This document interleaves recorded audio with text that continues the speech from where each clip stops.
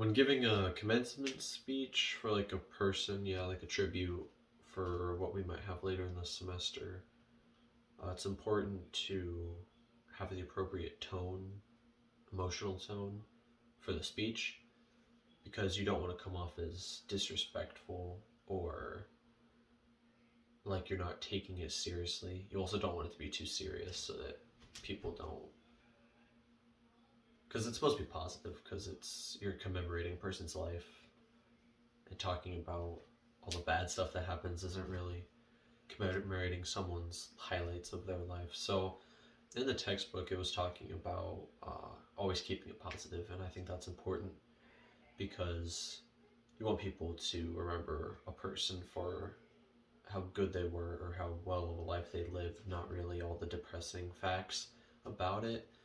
And if you are going to talk about something, maybe a dark spot in their lives, make it keep it at least bring it back to something positive and just say how that affected them. I also read in the textbook it said use humor carefully, and I think that's important. I think it's always important to use humor carefully. I'm unfortunately use humor, I think, a little too much. Sometimes it doesn't really work in a speech. I think using humor, like planning a commencement speech, is a little more important than planning other types of speeches because you don't want to mess it up. Because it's probably very important. If they died, especially, it's important to the family. If they're not, then it's important to them because you're talking about them, probably to them.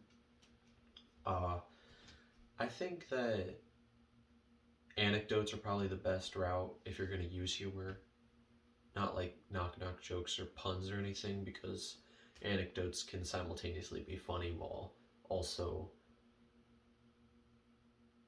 explaining a part of their life or how they were as a person, which I think is really important in a commencement speech.